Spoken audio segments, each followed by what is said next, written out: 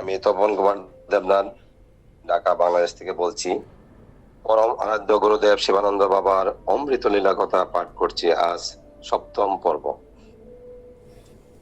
বাবা 2019 সালে ফেব্রুয়ারি থেকে মার্চ মাস পর্যন্ত প্রায় 1.5 মাস ব্যাপী বাংলাদেশে অবস্থান করেন এবং বিভিন্ন জায়গায় বাবা ভক্ত সেবা, তারপরে তীর্থস্থান, শ্রীহট্ট পরিক্রমা, এইগুলি বিভিন্ন জায়গায় বাবা দর্শন করেন এবং ভক্তদের নিয়ে পরিক্রমা করেন। তার ধারাবাহিকতাই আজ বলছি। বাবা 19 সালে আসার পরে ফেব্রুয়ারি মাসে আমার বাসায় আমার পরম সৌভাগ্য হয়েছিল যে আমার একটা জন্মদিন 16 ফেব্রুয়ারি, সেটা আমার বাসায় পালন করা হয়েছিল। এটা আমার জীবনের সবচেয়ে স্মরণীয় ঘটনার মধ্যে একটি আর কি। কখনোই তো এইভাবে পাওয়া যায়নি গুরুদেবকে, আর হয়ে ওঠেনি, হবেও না আর কোনোদিন। সেটা একটা স্মরণীয় আমার জীবনের ঘটনা। দ্বিতীয়ত হলো যে বাবা যখন সিলেটে শ্রীহট্ট পরিক্রমা করতে যান, এখানে শ্রীকৃষ্ণ চৈতন্য মহাপ্রভুর বাড়ি ঢাকা দক্ষিণ নামে পরিচিত। ওইটার জন্য আমি আসলে 19 দিন ব্যাপী অনুষ্ঠান চলছিল, কিন্তু 19 দিন আমি থাকতে পারবো না বলে 2 দিন আমি সিদ্ধান্ত নিয়েছিলাম আমি এবং আমার স্ত্রী সহ পরিক্রমায় থাকবো বাবার সাথে। তো প্রথমে আমরা শ্রীকৃষ্ণ চৈতন্য প্রভুর মহাপ্রভুর বাড়িতে যে পরিক্রমা হবে, এছাড়াও ছিল সেদিন শ্রী শ্রী গৌরাঙ্গ মহাপ্রভুর আখড়া নামে পরিচিত। তো তখন অসীম মামা এবং তার ভগ্নিপতি এবং বোন ছিলেন, ইন্ডিয়া থেকে আসছেন, আরো অনেক ভক্তরা ছিলেন। এটা একটা স্মরণীয় দিনের মধ্যে কিছু ঘটনা বলি আজকে আমি বলছি। শ্রীকৃষ্ণ চৈতন্য মহাপ্রভুর বাড়ি ঢাকা দক্ষিণ যখন যাওয়া হয়, তার আগে সকালবেলা প্রতিদিনের মতো বাবাকে গুরু পূজা দেওয়া হয়তো সিলেট শহরে জগৎবন্ধু আশ্রমে। তো ওইটা বা গুরু পূজার পরেই আমরা সবাই সম্মিলিত ভাবে একটা মিনি বাস করে, মাইক্রো করে, আমরা মোটামুটি সবাই মোটামুটি 60-70 জনের মতো হবে, পুরোটা আমার খেয়াল নেই। তো আমরা সহ রওনা দিব। রওনা দেওয়ার আগ মুহূর্তে আকাশটা খুব মেঘাচ্ছন্ন, বৃষ্টি হবে হচ্ছে এরকম একটা বৃষ্টি শুরু হলো। তো আমার মধ্যে একটা ভীতি কাজ করলো যে আসলে বাবার শিষ্য বলতে বাংলাদেশে এই সিলেটে যে অনুষ্ঠান হচ্ছে, এখানে কিন্তু পরিচিতদের মধ্যে শুধুমাত্র আমি। তো ইন্ডিয়া থেকে লোকজন আসছেন, এখানে প্রচুর ভক্ত। যদি বৃষ্টি হয় তাহলে মহাপ্রভুর বাড়িতে আসলে সরাসরি বাসটা ঢুকবে না, একটু দূরে থাকবে। তো যাতায়াতের জন্য অসুবিধা হবে, দেখতেও খুব একটা কষ্টকর হবে যে কিভাবে যাবেন। এটা আমার একটু বিচলিত আর কি, মনটা খুব খারাপ লাগছে যে বৃষ্টি যদি হয় তাহলে কিভাবে আমরা আসলে পরিক্রমা করব, তারপরে সারা দিন ব্যাপী হবে। সেটা যদি বৃষ্টি হয় তাহলে খুবই খারাপ লাগে আসলে। যে এখানে স্বয়ং আমার গুরুদেব অর্থাৎ ঈশ্বর রূপী, উনি কিন্তু সেই কাজগুলি প্রত্যেকটা কাজে আমরা জানি বাবা এগুলি কাটিয়ে দেন। যখন বৃষ্টি শুরু হলো, এটা কিন্তু রাস্তায় তখন হচ্ছে, যেই মহাপ্রভুর বাড়ির কাছাকাছি আমরা গেলাম, তখন কিন্তু আকাশ একদম পরিচ্ছন্ন, পুষ্পবৃষ্টি হয়ে যেমন পরিচ্ছন্ন একটা আকাশ, খুব সুন্দর, কোনো ধরনের বৃষ্টি নাই। আমরা সবাই সম্মিলিত ভাবে ওই মহাপ্রভুর বাড়ি অর্থাৎ ঢাকা দক্ষিণ যেটা নামে পরিচিত, শ্রীকৃষ্ণ চৈতন্য মহাপ্রভুর বাড়িতে আমরা এখানে প্রদক্ষিণ করলাম এবং বাবা আমাদের সবাইকে নিয়ে, ভক্তদের নিয়ে ওখানে বসে কিছু আলোচনা হলো এবং স্থানীয় যারা ছিলেন ওনারাও বাবাকে দর্শন করলেন। আমরা সেটা সুন্দরভাবে আমরা পরিক্রমাটা এই জায়গায় শেষ করলাম। এটা একটা পরম সৌভাগ্য, গুরুদেবের সাথে এরকম একটা মানে আমাদের পরিক্রমা করতে পেরে ধন্য নিজেকে। তার পরবর্তী সময় দুপুরে প্রসাদের ব্যবস্থা ছিল সিলেট থেকে একটু শহরের বাইরে আর কি, শ্রী শ্রী গৌরাঙ্গ মহাপ্রভুর আখড়া নামে পরিচিত। ওখানে আমাদের সবার সমস্ত ভক্তদের শিবানন্দ বাবার উপলক্ষে এখানে প্রায় 400 ভক্তর মতো সেবার আয়োজন ছিল। তো আমরা ঠিক ওই জায়গায় আমরা ধীরে ভাবে আমরা যাচ্ছি বাসে এবং মাইক্রোবাস করে, মিনি বাস করে আমরা সবাই রওনা দিলাম। যাওয়ার পরে ওখানে দেখলাম বিশাল একটা, খুব সুন্দর, মামাও ছিলেন, অসীম মামা। তো আমরা ওই জায়গায় যাওয়ার পরে ভক্তদের সেবায় প্রচুর আইটেম ছিল, এই সেবার মধ্যে। যাই হোক, আমরা যাওয়ার পরে ওখানে ওনারা সেবা দিলেন, বাবা ঘুরে ঘুরে সবকিছু দেখছেন, কিন্তু বাবার বিশ্রামেরও ব্যবস্থা রাখলেন। ওনারা যারা এখানে দায়িত্বে আছেন, ওনারা ভাবলেন যে 123 বছর বয়স, একজন এত বয়স্ক মহাপুরুষ, ওনার বিশ্রামের দরকার আছে।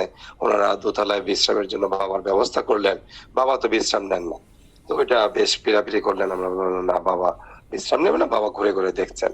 তার মধ্যে আবার বৃষ্টি আসলো। কিন্তু বৃষ্টি আসলে কি হবে, বৃষ্টি ঠিকই কিন্তু আবার আমরা যাওয়ার আগ মুহূর্তে থেমে গেল। তখনকার একটা ঘটনার কথা বলছি। আমরা সবাই ভক্তরা সেবা নেওয়া প্রায় শেষ পর্যায়ে, বাবা মূল যে মন্দির, নাট মন্দির, ওখানে পায়চারি করছেন। এমন সময় 7-8 বছরের একটি বাচ্চা বাবার পাশ দিয়ে ঘোরাঘুরি করছে।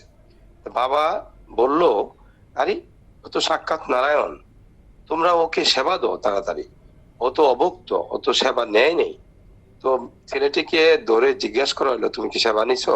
বলছে না। তার মানে বাবা সব জানেন। তৎক্ষণাৎ বাবা বললো, সাক্ষাৎ নারায়ণ, তাকে তোমরা সেবা দেওয়ার ব্যবস্থা করো। যারা সেবা দেওয়া প্রদান করার জন্য এখানে আছেন দায়িত্বপ্রাপ্ত, তারা এটাকে আসলে খুব একটা গুরুত্ব দিচ্ছেন না। কারণ একটা ছোট্ট ছেলে, সে কোথা থেকে আসছে, তাকে সেবা দিতে হবে, আর বাবাকে তো ওইভাবে জানে না। তা আমি সারাক্ষণই বাবার পাশেই ছিলাম, সর্বক্ষণ বাবার কাছে থেকে আমি এটা প্রত্যক্ষ করছি। তা আমি বললাম যে, দেখেন মহাপুরুষ উনি বলছেন ওনাকে সেবা দিতে, আপনারা এইটার ব্যবস্থা করুন। আপনারা কেন দেরি করছেন? তাকে বসার ব্যবস্থা দিচ্ছে না, তালা দিচ্ছে না, তারপর তার প্রসাদের আয়োজন ছিল সেটা দেওয়ার দেরি করছে। যাই হোক, তারপর বাবা দাঁড়িয়ে থেকে, বাবা নড়ছেন না, বাবা দাঁড়িয়ে থেকে দেখছে তাকে কিভাবে সেবা দেওয়া হচ্ছে। তাকে পুষ্পন্ন দেওয়া হলো, এটার সাথে আপনার বেগুনি দেওয়া হলো। কিন্তু বেগুনি দিয়ে সে খেতে তার কষ্ট হচ্ছে, যেহেতু ছোট বাচ্চা। তখন বাবা বললো যে, তাকে ডাল দাও, সে তো খেতে পারছে না, তোমরা দেখছো না খেতে পারছে না, জল দাও। তারপর ডাল দিল, তারপর সবজি দিল, সুন্দর মতো সে সেবা নিচ্ছে। বাবা অনেকক্ষণ দাঁড়িয়ে থেকে তাকে প্রত্যক্ষ করলো। আমি পুরোটাই ছেলেটার পাশে আমি দাঁড়িয়েছিলাম। তারপরে এখানে পায়েসের আয়োজন ছিল, চারটি, সবকিছু তাকে দেওয়া হলো। আমিও তাদেরকে বললাম যে ওনাকে একটু ভালো করে সেবা দেওয়ার ব্যবস্থা করেন। যার উদ্দেশ্যে আজকে এত বড় আয়োজন, উনি একজনকে বলছে একটা বাচ্চাকে সেবা দেওয়ার জন্য। আপনারা বিশ্বাস করেন আর না করেন, সাক্ষাৎ নারায়ণ, কিন্তু বাবা কিন্তু সেটা দেওয়ার জন্য বলছে, কাজে এটাকে কার্পণ্য করেন না। তখন ওনারা এটা দেওয়া হলো। তো যাই হোক, বিশ্বাস হলো নিজের ব্যাপার। বাবা যখন এই কথাটা বলে, তারপরে আমরা সবাই গাড়িতে উঠবো। গাড়িটা একটু দূরে, তো বাবার গাড়িটা কাছাকাছি। তো বাবা যে গাড়িটাতে বসছেন, মাইক্রোবাসে, সামনের সিটে বসেন ড্রাইভারের পাশে, আমি ঠিক পিছনের সিটে আমি বসা। এই ছেলেটি কি করলো, আমরা তো সেবার মাঝখানে, মানে শেষ পর্যায়ে ছেলেটিকে রেখে বাবা চলে আসলেন, গাড়িতে উঠলেন। ওই ছেলেটি, শুধুমাত্র একটি ছেলেই বাবার গাড়ির সামনে এসে দাঁড়িয়ে আছে। বাবা গাড়ির ভিতর থেকে ওকে প্রণাম করল। আমি সবটুকু প্রত্যক্ষ করার আমার একটা সৌভাগ্য হয়েছিল, যে সাক্ষাৎ নারায়ণ যেখানে বলছেন, এই ছোট ছেলের মধ্যে কেন চৈতন্য হলো যে সেবা নেওয়ার পরে কেন বাবার গাড়ির কাছে আসতে হবে, যদি সে স্বাভাবিক একটা ছোট্ট বাচ্চা হয়ে থাকে। কিন্তু তা না, সেও কিন্তু একজন মহাপুরুষকে দর্শনের জন্য সে আবার বাবার গাড়ির পাশে এসে দাঁড়িয়ে আছে।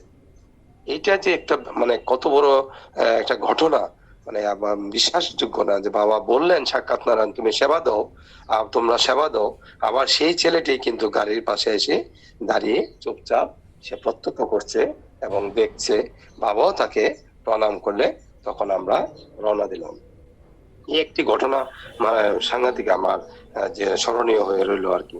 এইভাবে তারপরে আমরা আরেকটা জায়গাটার নামটা আমি আসলে ভুলে গেছি, সারাদিন ব্যাপী বাবাকে নিয়ে সেদিন উৎসব ছিল আর কি। তীর্থস্থান যেটা আমাদের স্মরণীয়, ওই জায়গাগুলি শ্রীহট্ট পরিক্রমার মধ্যেই ছিল। আরেকটি জায়গায় বাবাকে নিয়ে গেল, ওখানে একটা 51 পীঠের একটা পীঠস্থান ছিল। ওই জায়গায়ও বা যেখানে যাওয়া হচ্ছে সেখানে কিন্তু আগেই থেকে অ্যানাউন্স করা, তো অ্যানাউন্স থাকাতে ভক্তরা কিন্তু আগে থেকে এসে সমাবেশ হয়ে থাকেন। সমবেত থাকা অবস্থায় বাবার এই দর্শন লাভ হচ্ছে, বাবাও তাদেরকে প্রণাম করছে। তা আমরা সেইভাবে সারাদিন ব্যাপী বাবার কাছে থেকে এই জিনিসগুলো আমরা প্রত্যক্ষ করলাম, এবং বাবাকে সাংঘাতিক ভাবে ওরা কিন্তু সম্মানিত করলেন। আরেকটি ঘটনা, বাবার একটি বই বিশ্বের বিস্ময় নামে একটি বই উন্মোচন করলেন। এটা মনোজ বিকাশ রায় দেব, উনি এটাকে প্রকাশিত করলেন। এটা চট্টগ্রামের না, সিলেটের শাহজালাল ইউনিভার্সিটিতে একটা অডিটোরিয়ামে নিয়ে ওই বাবার বইটি উন্মোচন করা হলো। এটা একটা সুন্দর একটা আলোচনা এবং একটা অনুষ্ঠান করলেন ইউনিভার্সিটির ভিতরে সিলেটে। ওখানে প্রফেসররা ছিলেন বেশ কয়েকজন, আমরাও ছিলাম। সমস্ত ভক্তদের নিয়ে বিকাল বেলা ওই জায়গায় একটা অনুষ্ঠানের আয়োজন করলো। এই বইটি এখনো আছে, অনেকের কাছে হয়তো থাকতে পারে। বিশ্বের বিস্ময় নামে ওই বইটি একটা ওখানে উন্মোচন করা হলো আর কি।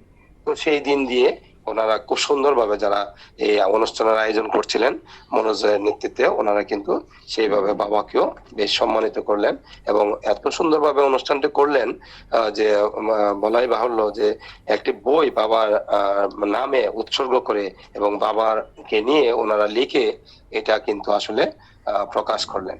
এইটুকুই আজকে আমি বললাম, পরবর্তী দিন আরো আমি কন্টিনিউ করব।